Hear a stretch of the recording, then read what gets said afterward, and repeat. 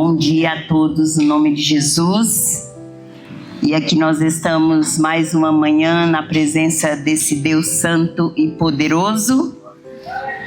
E eu quero convidar os irmãos para que abram suas Bíblias no livro de Isaías, no capítulo 6.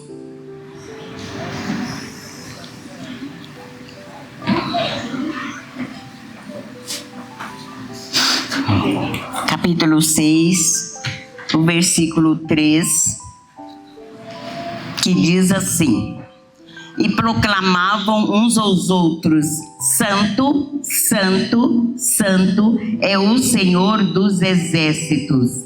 A terra inteira está cheia da sua glória. Você pode orar comigo, em nome de Jesus? Deus, nós te louvamos, Senhor. Nós glorificamos o teu nome, Senhor, porque o Senhor, esse Deus santo, esse Deus poderoso, nos concede o privilégio de estar aqui, Senhor, de te adorar, Senhor. É um privilégio que o Senhor nos concede, nós que somos tão pequenos e falhos, mas o Senhor nos concede esta honra e nós te adoramos por isso, Pai.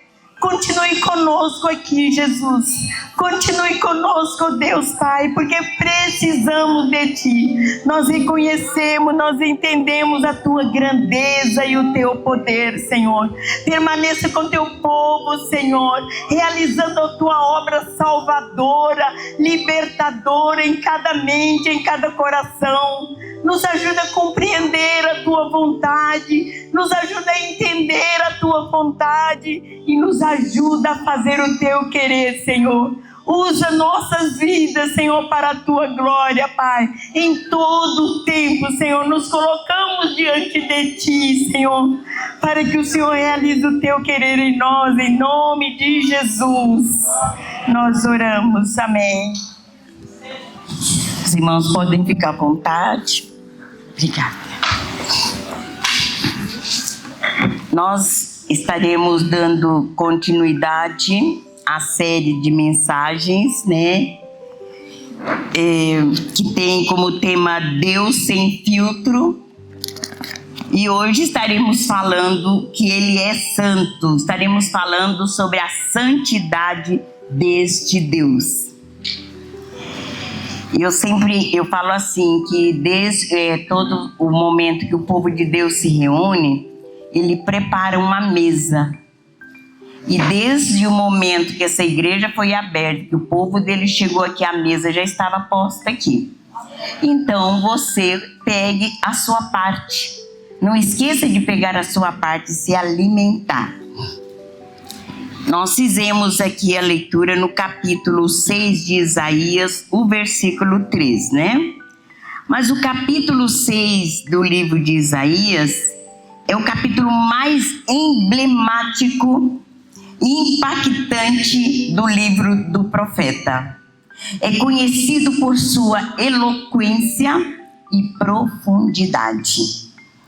Este capítulo, ele nos leva para uma esfera celestial, onde o profeta teve uma visão extraordinária, maravilhosa e grandiosa, que não apenas moldou sua própria compreensão de Deus, mas também deixou uma marca permanente na teologia e na literatura religiosa.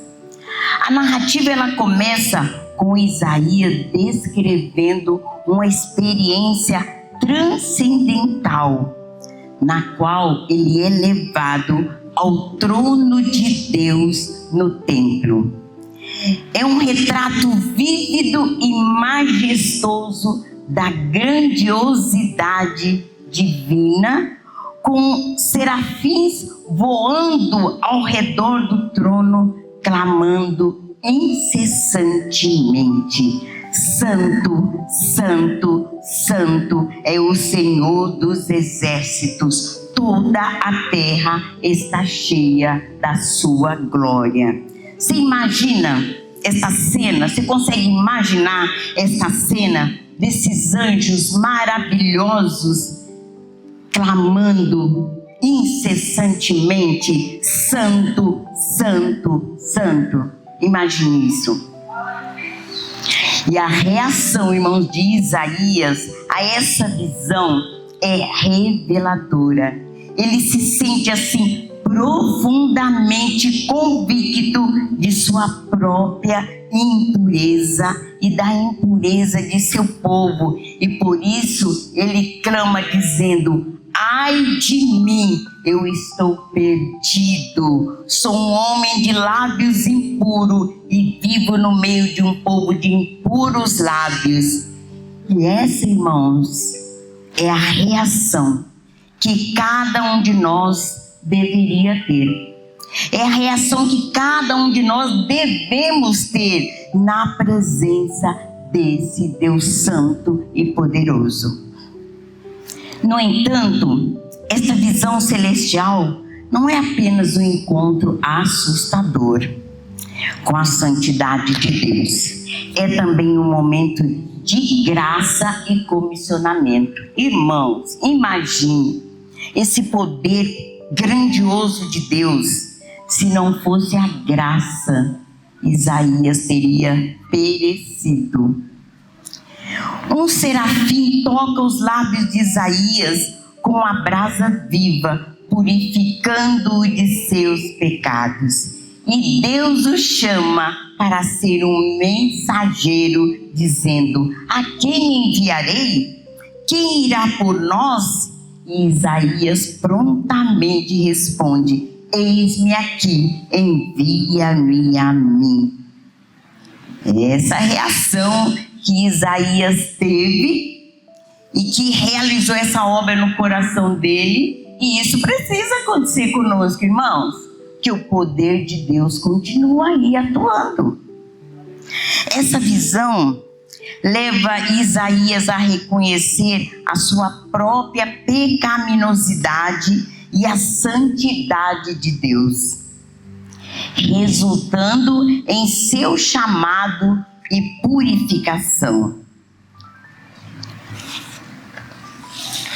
O capítulo de Isaías, esse capítulo 6, nos faz lembrar da santidade e majestade de Deus, da nossa necessidade de purificação e da chamada divina para servir e proclamar sua mensagem. É um texto que continua a influenciar, motivar e desafiar aqueles que buscam uma compreensão mais profunda da fé e do chamado espiritual. Não nos esqueçamos disso. O clamor santo, santo, santo enfatiza a pureza absoluta e perfeição de Deus, que se estende por toda a terra. A glória de Deus, ela é reconhecida como algo que já preenche o mundo, destacando a sua onipresença e majestade. A Bíblia revela de forma explícita que a repetição tripla de santo em Isaías 6:3 simboliza a perfeição da pureza e a incomparável majestade de Deus. E neste capítulo, o profeta tem uma visão grandiosa, onde serafins, anjos de alta ordem, entoam continuamente: santo, santo, santo. E sabe por que eles fazem isso? Eles fazem isso em reverência ao Altíssimo. E essa repetição tripla enfatiza aspectos fundamentais como santidade completa. Deus, ele está separado do pecado e do mal, sendo absolutamente puro.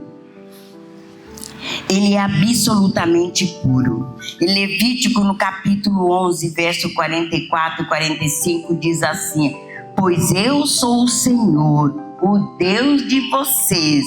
Consagrem-se e sejam santos, porque eu sou santo. Também é um aspecto fundamental como majestade exaltada. A visão capacitava o profeta a reconhecer que a grandeza de Deus, ela ultrapassa qualquer compreensão humana, sendo digna de adoração contínua. Apocalipse, no capítulo 4, verso 8, diz assim, cada um deles tinha 6 asas e era cheio de olhos, tanto ao redor como por baixo das asas. Dia e noite repetem sem cessar: Santo, Santo, Santo é o Senhor, o Deus Todo-Poderoso, que era, que é e que há de vir. Também como perfeição moral, Deus é essencialmente puro, essencialmente justo e incapaz de falhar ou mentir. O fundamento da adoração. Por ser santo, Deus ele exige devoção total e adoração de seus seguidores. E qual o impacto de tudo isso para o ser humano?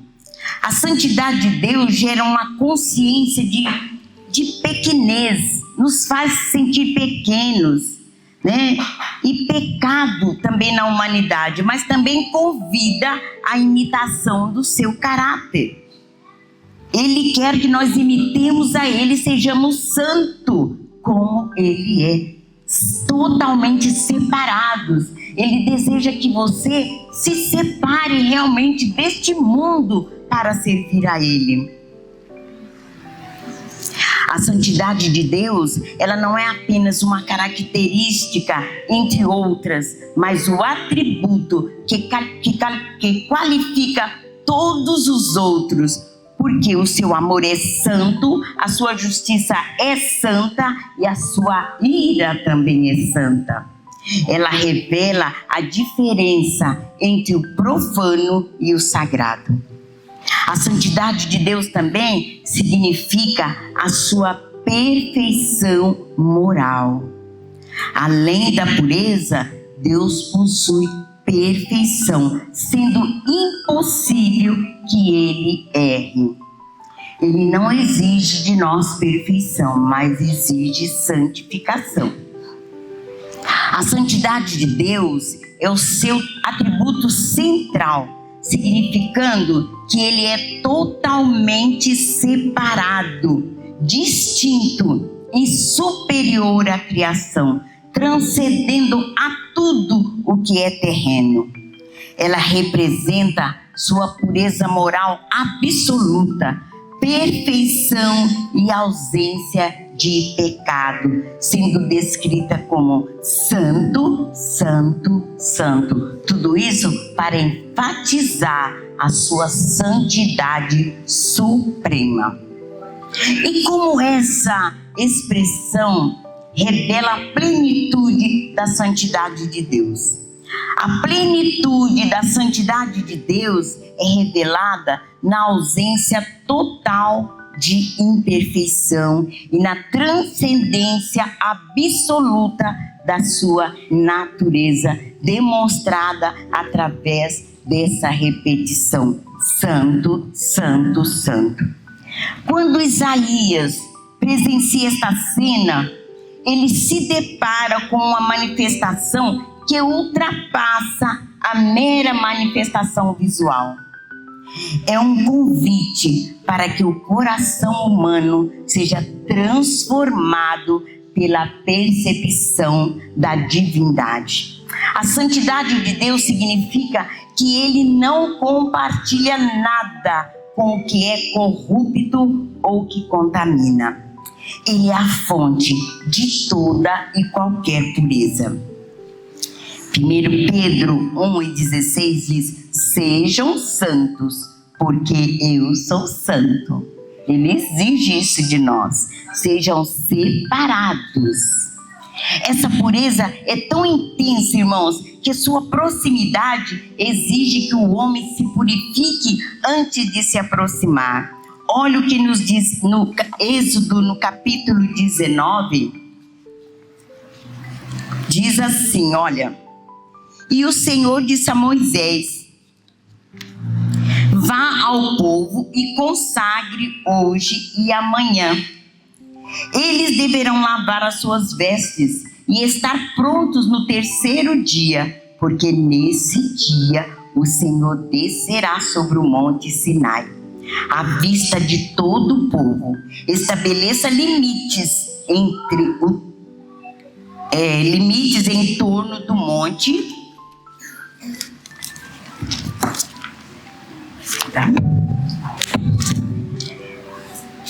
Estabeleça limites em torno do monte e diga ao povo: tenham cuidado de não subir ao monte e de não tocar na sua base. Quem tocar no monte certamente será morto.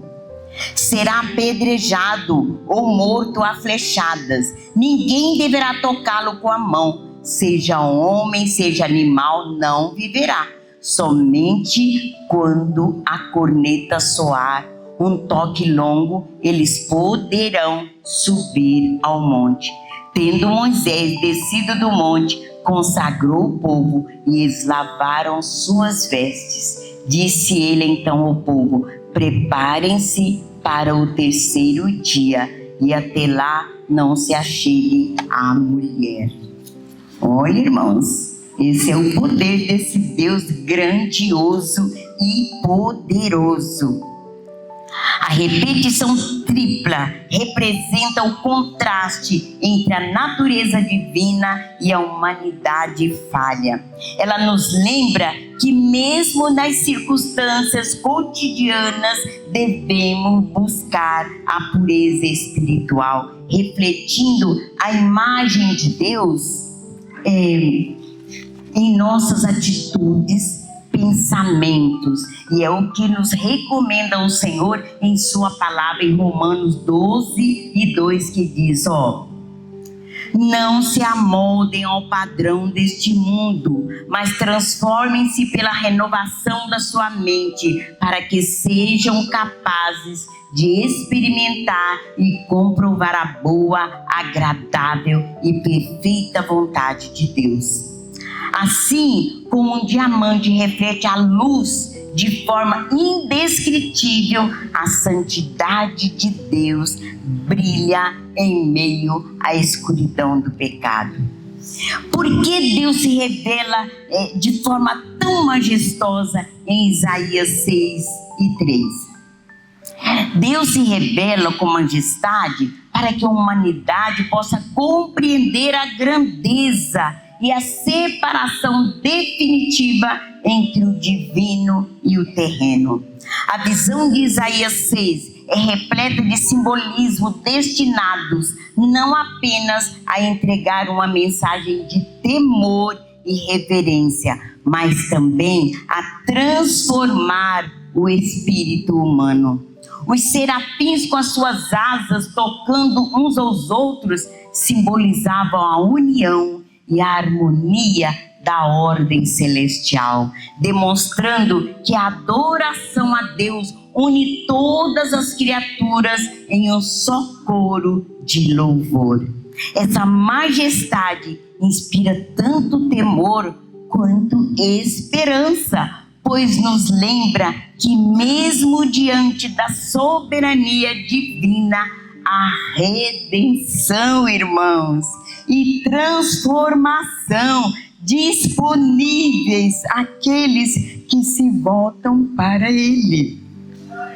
Então, para que haja essa redenção e essa transformação que está disponível, é necessário que nos voltemos para Ele e de todo o coração. O Salmo 96, verso 9, nos recomenda o seguinte: adorem o Senhor no esplendor da sua santidade, tremam diante dele todos os habitantes da terra. Além disso, irmãos, a majestade de Deus, ela se manifesta em sua capacidade de trazer julgamento e misericórdia simultaneamente. Enquanto a sua santidade exige justiça e reverência, sua graça alcança os corações arrependidos, demonstrando um equilíbrio divino que transcende as limitações humanas. Miqueias, no capítulo 7, 18 e 19, diz: quem é comparável a ti, ó Deus, que perdoas o pecado e esqueces a transgressão do remanescente da sua herança? Tu que não permaneces irado para sempre, mas tem prazer em mostrar o seu amor. E quais são as implicações práticas da santidade e majestade de Deus na vida cotidiana? A compreensão da santidade e majestade de Deus implica viver com reverência, temor santo e um compromisso com a pureza espiritual. Quando o cristão absorve que ele entende profundamente, que ele compreende profundamente a grandiosidade de Deus como revelada em Isaías 6:3, eles são chamados a adotar uma prática de vida que reflete este caráter divino. E entre as implicações práticas nós podemos destacar adoração sincera, uma vida de adoração que vai além de rituais, envolvendo um compromisso diário com a oração, com o estudo da palavra e prática do amor ao próximo. Destaca também a separação do pecado. Assim como Deus é completamente santo, nós somos chamados também a deixar para trás tudo aquilo que contamina a nossa alma, buscando uma vida de integridade e de pureza. Também humildade e arrependimento, reconhecer a nossa própria fragilidade diante da perfeição divina, nos conduz a um contínuo processo de arrependimento e transformação. E a responsabilidade social e ética, a consciência da majestade de Deus inspira ações de justiça e compaixão, promovendo a solidariedade e o cuidado com os necessitados. Irmãos, ao compreender que Deus é o padrão máximo de santidade e que sua presença exige um posicionamento ético e espiritual elevado, o crente é motivado a viver de maneira que honre esse nome, o nome santo do Senhor. Colossenses, no capítulo 3, e versículo 12 e 14, diz assim, eu vou ler aqui até o 17. Portanto, como povo escolhido de Deus, santo e amado, revistam-se de profunda compaixão, bondade, humildade, mansidão e paciência. Suportem-se uns aos outros e perdoem as queixas que tiverem uns contra os outros. Perdoem como o Senhor lhes perdoou. Acima de tudo, porém, revistam-se do amor, que é o elo perfeito, e que a paz de Cristo seja o juiz em seu coração, visto que vocês foram chamados para viver em paz, como membros de um só corpo, e sejam agradecidos. Habite ricamente em vocês a palavra de Cristo. Ensinem e aconselhem-se uns aos outros com toda a sabedoria, e cantem salmos, hinos e cânticos espirituais com gratidão a Deus em seu coração. Tudo o que fizerem, seja em palavra, seja em ação, façam-no em nome do Senhor Jesus, dando por meio dele graças ao Pai, graças ao Deus Pai. A santidade, ela é o atributo mais importante do conhecimento do ser de Deus. E é o mais elevado. Não há outro tão singular, tão elevado, tão distinto quanto este. Irmãos, essa glória, essa santidade de Deus, ela abrange o mundo inteiro e isso acontece em todo o tempo. Por isso, onde você estiver, honre o seu Deus. Seja lá onde for, esteja fazendo o que for, honre este Deus, porque Ele vê aonde você está, Ele vê e Ele sabe de todas as coisas. Concluindo, irmãos, ao refletirmos sobre a poderosa mensagem de Isaías 6:3, nós somos convidados a reconhecer a soberania divina manifestada na santidade e majestade de Deus.